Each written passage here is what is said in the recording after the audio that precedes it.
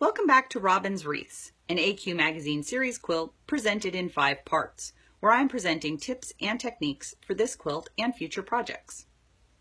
We have made our vines, and now it is time to add some lovely embroidered stems to them. So let's talk about a few of the things you will want to consider before you do that. Threads. I like to use different threads and stitches to add dimension and size to my embroidery. And I love the variegated machine quilting threads on the market. I'm usually less concerned about brand and type versus color. If it's a color that matches my project, I will use it. On this particular one, I'm using this variegated here. It's by YLI. The name of it is Earth. It's very subtle. The thing you will want to remember when you're picking your threads and your needles is that the lower the number, the thicker the thread or the needle, versus the higher the number, the thinner the thread or the needle. And we all know that is not how our scales at home work, but that is how needles and thread work. So for example, if you use a pearl cotton, you'll be able to see the different weight of these two. The thicker one is the lower number, it's the 8, and the thinner one is the 12. Over here we have 2 different variegateds. This one is a 40, and it's thin compared to this lower one, which is a 12.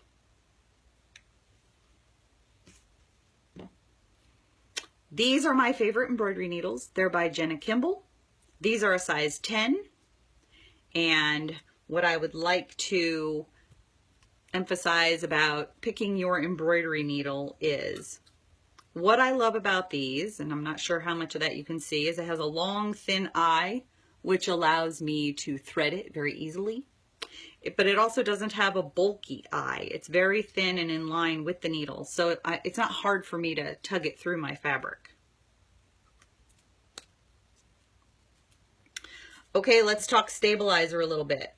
I will stabilize from time to time depending on the project.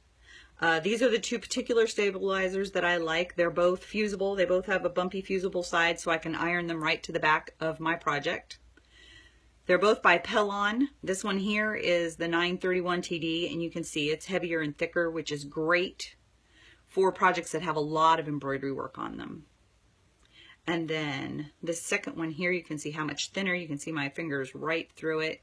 And this is the P44F. This is the one I use most of the time when I just need to add a little extra weight to my project. The other way to help stabilize your project is to use a hoop. And so these little hoops, there's lots of different kinds of hoops on the market. I prefer this one. It has a little channel. This fits right into it. Once I snap it on there, you just screw that right down. And it'll help keep your fabric, you can see my hoop line on here, help keep your fabric nice and set instead of stretching it. If you try to do it by hand without something else in there, your fabrics will stretch and it'll help draw up your background. The other way you can keep your background from drawing up is to have nice tension when you're doing your stitches. You don't want to pull your stitches too tight. So now let's talk about some stitches. The back stitch is the one that I feel most people are familiar with. When they see embroidery work, they'll see a back stitch. And I don't personally like the back stitch because I'm not very good at it. This is a back stitch that actually turned out very well, so, you know, don't judge what I said earlier. Usually though, when you see this, these gaps are not there. I put these gaps in here on purpose. Usually you do your back stitch and the key is to get nice, even stitches that are right up close to one another. And that's what I'm not good at. You'll be able to see little tiny spaces, and that bothers me. So I personally like the outline or the stem stitch. Now if I need to do a project where I really want to add some bulk, but I want to use one of my thinner threads that I love, a chain stitch, you can see the chain stitch right here, makes a really nice line without having to use a bulkier thread if you don't want to. So now let's talk about my favorite stitch, which is the outline or the stem stitch. I really want my embroidery time to be relaxing and mindless, And so the outline or stem stitch is my favorite because I find that it covers my mistakes. If I'm not as even or precise with my length of stitch, this will tend to hide that a little bit, and I appreciate that. On this particular piece, you'll see the vines go this way. I'm very comfortable working counterclockwise. These little stitches need to nest a certain way, and I find that working that direction is comfortable for me. And you can see on here, when you get to this point, you're going to be going the opposite direction. It's not always feasible to stop and then restart over here. I try to keep as few knots in my project as possible. So that means when I get to here, I have to do this in reverse. And so that means that instead of having my stitches nest this way, I want to make sure that that is on the outside. I want to make sure they nest to the outside of that curve that's going the opposite direction.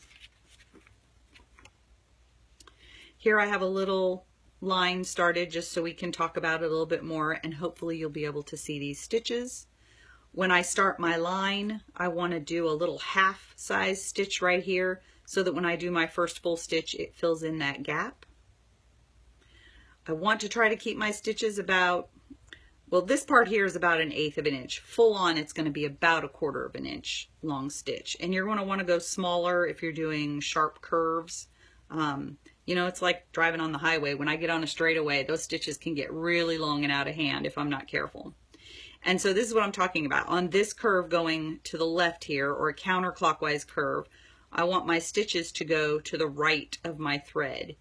And you're going to put them right down on the line up underneath there and come out on the line. And then if you keep doing that and you're nice and tidy about it, they'll nest beautifully and you'll get a nice line. So now you're thinking, well, what about if you're going the other direction that you're not comfortable with? Let me get another stitch on here so you can see the color of the thread a little bit.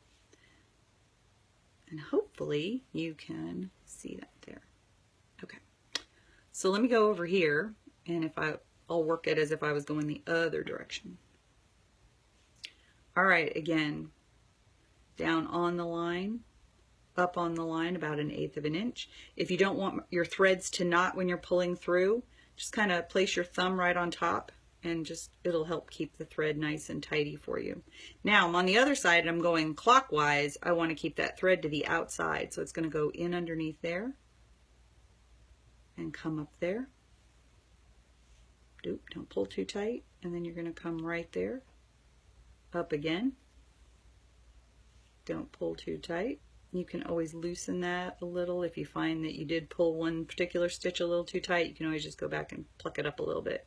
So you can see now these are nesting, and that's going to give you a nice even line.